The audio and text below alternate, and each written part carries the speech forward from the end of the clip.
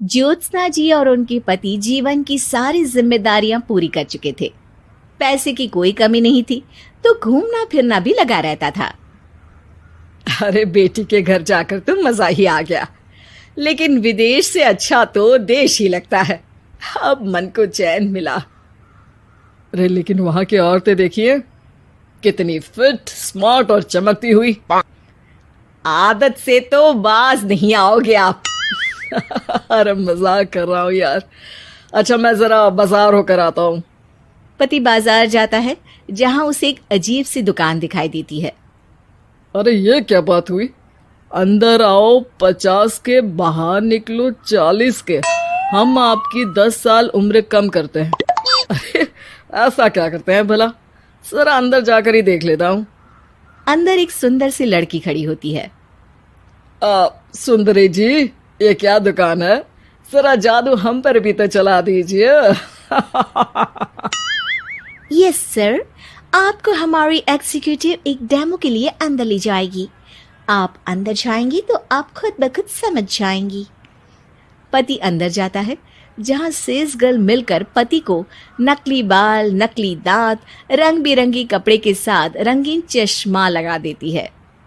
देखिए, अब खुद को शीशे पे देखिए और बताइए सर। हाय दयो, ऐसे तो मैं किसी हीरो से कम नहीं लग रहा। दे दो, सारा सामान पैक कर दो। पति खुशी खुशी वहां से निकल जाता है। घर आकर वो सारा सामान छुपा देता है। फिर अगली शाम, सुनो मैं वॉक पर जा रहा हूँ। इस वक्त? अरे नाती पोतों को वीडियो कॉल करके बात तो कर लो। अब हाँ, आकर करता हूँ ना, पक्का पक्का। पति बाहर जाकर सारा मेकअप करता है और मार्केट में घूमता है, जहां उसे एक स्मार्ट सी महिला दिखती है। क्या आपको मुझसे कोई काम है? नहीं नहीं, आप तो बहुत हैंडसम हैं। थैंक्स। वैसे आप भी कम नहीं है। वैसे क्या उम्र होगी आपकी? लगता कितने का हूँ? 40 के तो पूरे लगते हैं। अब क्या था, 50 साल के पति को कोई 40 का बोल दी तो। वैसे तो कम का हूँ, लेकिन टेंशन के कारण थोड़ा उम्र में बड़ा देखने लगा हूँ। ओह सच्ची? आप 40 के पूरे नहीं हो? अरे छोड़िए ना, चलिए मैं आपको कॉफी पिलाता हूँ। यहाँ की कॉफी काफी शानदार होती है।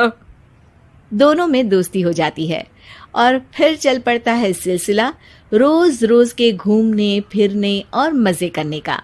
अब सारा दिन पतिदेव फोन पर। अरे नाश्ता तो कर लीजिए, क्या सारा दिन फोन पर लगे रहते हैं? अरे यार जरूरी काम कर रहा हूं मैं। रिटायर हो, पेंशन मिलती है, कोई काम नहीं है, फिर कौन सा जरूरी काम आन पड़ा आजकल? अरे एक प्रोजेक्ट के सोशल नेटवर्किंग का काम है, उसी पर काम कर रहा हूँ। ठीक है, चलो अब नाश्ता कर लो, देर हो रही है। पति अपना नकली सारा सामान बिस्तर के पास छुपा कर सोता, सुबह चुपके से पहनकर बाहर जाता और घर आने पर उतार देता। एक दिन पड़ोसन कहती है, अरे ज्योत्सना बहन, तुम लोगों के घर कोई हैंडसम सा आदमी रहने आया है क्या? अरे कहाँ यार, मैं और ये दो ही तो लोग हैं घर में। हैंडसम सी शक्ल देखे तो मुझे भी जमाना हो गया है। अरे पता नहीं, वो जाता तो तुम्हारे ही घर में है, क्या पता कौन होगा। अरे तुम्हारी उम्र हो रही है ना, और भाई साहब को भी गए 5 साल हो गए, शायद इसीलिए अब सारे हैंडसम नजर आ रहे होंगे।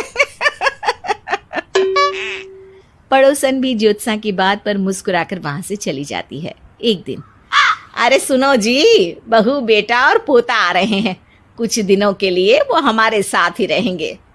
अरे शिट यार, ये क्या है? बेटे ने तो कर ली शादी, अब क्या करने आ रहा है यहाँ पर? अरे कैसे बात कर रहे हो जी, इस उम्र में तो माता पिता तरसते हैं कि बच्चे आकर साथ रहे, लेकिन आप है कि। अरे ठीक है ना, लेकिन अब देखो सभी व्यस्त हैं अपनी जिंदगी में। ये लोग आएंगे रहेंगे, कितनी डिस्टर्ब हो जाएगी लाइफ। कैसी बात कर रहे हो? अरे जैसे बहुत हैपनिंग है ना तुम्हारी लाइफ, तो जो बच्चों के आने से डिस्टर्ब हो जाएगी। अरे दिन काटने मुश्किल होते हैं, बच्चे आ जाएंगे तो थोड़ा दिन रात पता तो चलेगा। ओफो, ठीक है, लेकिन बोल देना कि ना कोई मेरे कमरे में आए, ना मेरी लाइफ पे दखल दे कि मैं कहाँ जा रहा हूँ, क्या कर रहा हूँ, समझी? खैर, वो दिन भी आ जाता है जब बहू, बेटा और पोता उन लोगों के घर आते हैं। एक दिन, माँ जी, आज मेड नहीं आई है तो मैं आप लोगों के कमरे में झाड़ू लगा देती हूँ। अरे नहीं बहू, वो तेरे पापा को ना पसंद नहीं है कि कोई उनके कमरे में जाए। तू छोड़ ना, मैं खुद ही लगा दूंगी। सास को समझ में नहीं आता कि आखिर उसके पति ने किसी को कमरे में जाने से मना क्यों कर रखा है। खैर, वो साफ सफाई करके बाहर निकल आती है, लेकिन कहते हैं ना, बच्चा तो अबोध होता है, उसे किसी बात का क्या पता। वो खेलते खेलते दादा के बिस्तर तक पहुंच जाता है और बाहर ले आता है दादा का वो सारा सामान जो वो लगाकर घूमते थे। ज्योत्सना की नजर उस सामान पर पड़ती है। वो बच्चे से पकड़कर कमरे में लाती है और पैकेट खोलकर देखती है। हाय रे दैया, ये क्या? लग रहा है कि आजकल ये प्रोजेक्ट नया मिला हुआ है। बेटे बहू के जाने के बाद ज्योत्सना सोचती है कि वो बात करेगी, लेकिन फिर अरे खुद से बात करूंगी तो मुकर जाएंगे। पता लगाना होगा कि माजरा क्या है। कुछ दिनों बाद, अरे यार, ये बच्चे लोगों के आने से लाइफ ना बड़ी डिस्टर्ब सी रही। मैं कुछ देर के लिए वॉक पर जा रहा हूँ, आराम से आऊँगा 2-4 घंटों के बाद, ठीक है? मैं क्या सोच रही हूँ कि मैं भी आपके साथ चलती हूँ। अरे थोड़ा रिलैक्स मैं भी तो हो जाऊं। हाँ, पड़ोस वाली बुढ़िया के साथ नीचे पार्क में जाकर वॉक करके आ जाओ। अच्छा जी, तुम कार से लॉन्ग ड्राइव के मजे लो और मैं पड़ोस की बुढ़िया के साथ। पति नहीं मानता और अपना पैकेट और कार लेकर निकल जाता है। रास्ते से वो उस महिला मित्र को फोन करता है। हाय ब्यूटीफुल, मैं कुछ दिनों के लिए आउट ऑफ कंट्री था, आज आ गया तो सोचा तुमसे मिल लूं। हाँ, क्यों नहीं, क्लब में आ जाओ।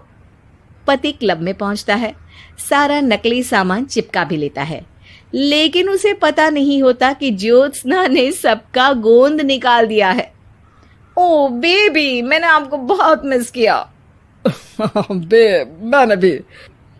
लेकिन वो जैसे ही हंसता है, उसके नकली बाल गिरकर हाथ में आ जाते हैं, जिससे उसका सर गंजा दिखता है। ओ ये क्या? तभी उसका दांत भी हाथ में आ जाता है और ज्योत्सना के पति का सारा बुढ़ापा उसकी दोस्त के सामने आ जाता है। हे भगवान, अंकल जी कौन है आप? क्या ऐसी बात कर रही हो अंकल? मैं तो तुम्हारा दोस्त हूँ। अरे पर हो तो अंकल ही ना। नकली दांत, नकली बाल और क्या क्या नकली है। पति को गुस्सा आ जाता है।